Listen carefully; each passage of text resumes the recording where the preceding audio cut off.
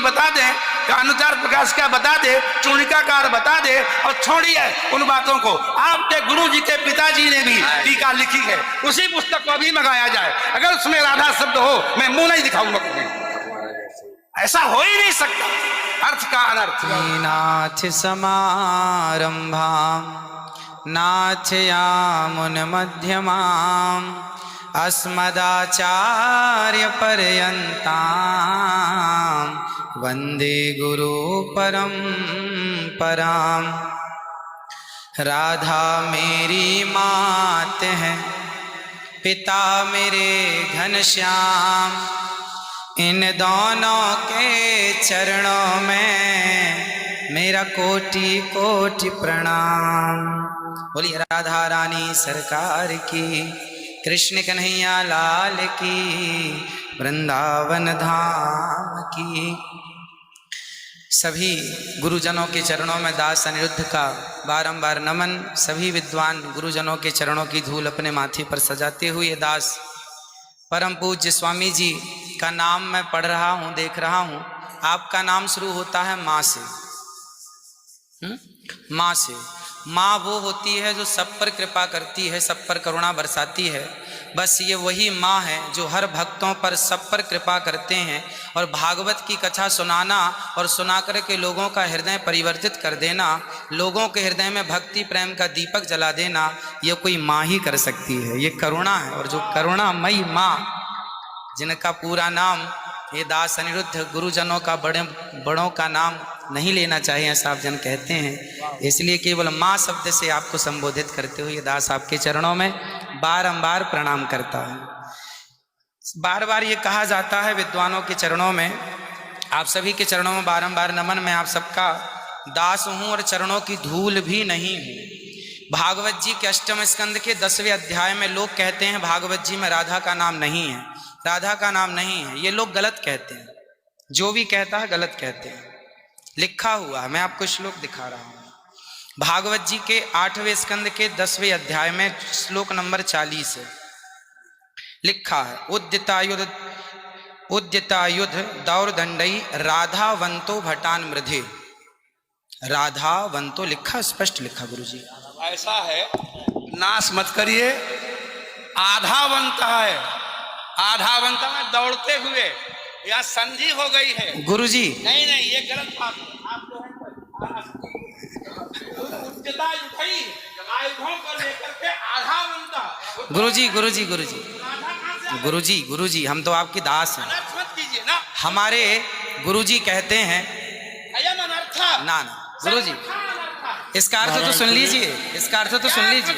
आप जब राधा बता रहे हो, सुनिए सुनिए गुरु जी, इसका अर्थ है राधावंतो भटान मृदेश का अर्थ गुरु जी ने बताया हमें। हमारे गुरु जी, कोई गुरु जी नहीं बता सकता। हमारे गुरु जी कहते हैं बिल्कुल नहीं बना सकते, क्योंकि जब आप राधा बनाओगे तो सर्गे कहाँ जाएंगी?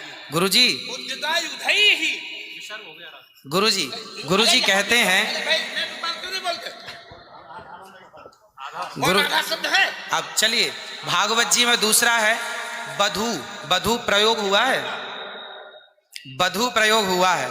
तो बधू का प्रयोग ये है कि वहां श्री राधा रानी का ही स्मरण है। नहीं, लोग कहते हैं राधा नहीं है, तो राधा जी का जिक्र तो कई जगह है। राधा पदवाच्य बधू, इसका अर्थ संकेतार्थ हो या लक्ष्यार्थ हो और व्यंग्यार्थ हो, इन तीनों अभिधावृत्तियों के द्वारा राधा शब्द एक भी जगह भागवत में नहीं है। इसलिए जहां बधू शब्द है वहां भी अर्थ राधा है।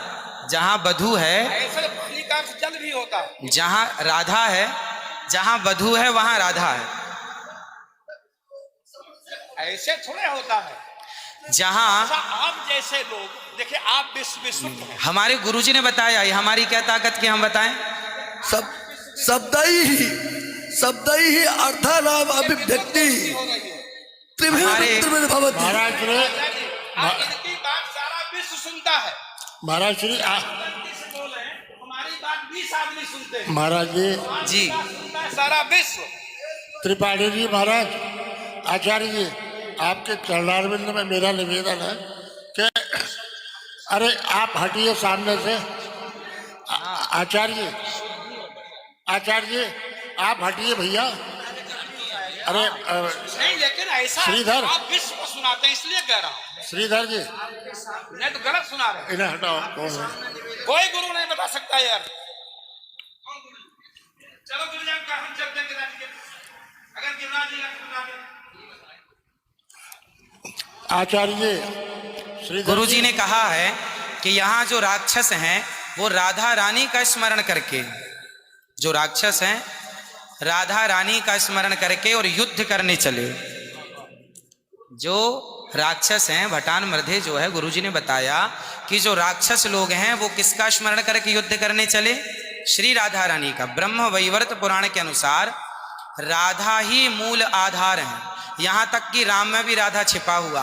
आप राम का अर्थ समझिए, राम मतलब राधा, माँ मतलब माधव, दोनों का एक एक अक्षर, तो राम हो गए। ये बात में स्वीकार है, लेकिन और जैसे बधू, जैसे आपने कहा कि राधा जी भगवान श्री कृष्ण ने अपने कहा आओ मेरे कंधे पर बैठ जाओ, तो किसको, कौन है वहां पर? राधा जी हैं, राधा जी हैं तो हैं, लेकिन वहां बधू है। याम गोपी मैंने अब कृष्ण, तो श्री राधा जी कहने का तात्पर्य यह है कि भागवत जी में कहीं राधा का अभाव नहीं है। भागवत जी में वो कहीं भी शब्दानाम शब्दै ही अर्थानाम अभिव्यक्ति ही कई ही वृत्ति भी भवति। वृत्तयः कति संख्या का अभिधावृत्त्या लक्षणावृत्त्या व्यंजनावृत्त्या शब्दानाम अर्थस्य अभिव्यक्तिर्भवति। अस्ति कश्चन विद्वान् वक्तुं शक्नोति। महाराज जी, आप दोनों के पावन चरणारविंद में मैं हाथ जोड़ करके निवेदन करता हूँ, मेरी बात सुन लीजिए। नहीं, आप तो मेरी गुरुजन बात- हैं, गुरुजन हैं, आप ही तो सिखाएंगे। मेरी मैं बात- कह रहा हूँ अर्थ का अनर्थ क्यों सभा में करते हैं लोग? पूरे विश्व को सुनाते हो। गुरुजी जो मेरे गुरुजी ने सिखाया वो मैं बोल ये रहा गुरु हूँ। सिखा ही नहीं सकते, आप अशुद्ध बोल रहे हैं बात।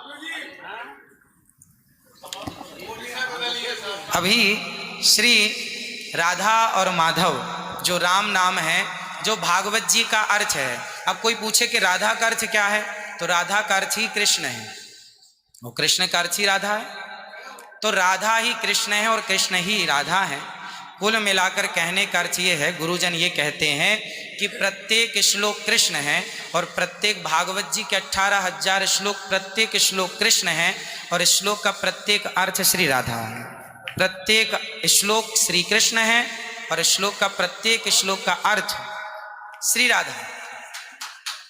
तो ये सब भाव ही तो है, लेकिन राधा ना वो भाव सब नहीं, भाव है। वो शब्दार्थ। भाव का भूखा हूं मैं, भाव ही एक सार है, और भाव से भजले मुझे तो भव से बेड़ा पार है। सभी विद्वानों के चरणों में दास का बारंबार नमन। सबको जय श्रीमन नारायण, जय श्री कृष्ण।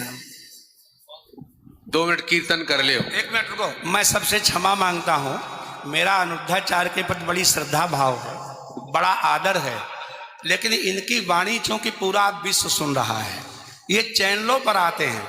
भाव जगत में हम कुछ भी कहें, लेकिन जब हम ये कहते हैं ये शब्द में लिखा है, तो वहां पर शब्द और अर्थ का संयोग, क्योंकि गिरा अर्थ जल शब्द बोध्यो व्यनक्त्यर्था शब्दोप्यर्थांतराश्रय एकत्व व्यंजकत्वे तद अन्यस्य सहकारिता। ऐसा हो ही नहीं सकता कि कोई अर्थ प्रकट हो और उसके मूल में शब्द न हो।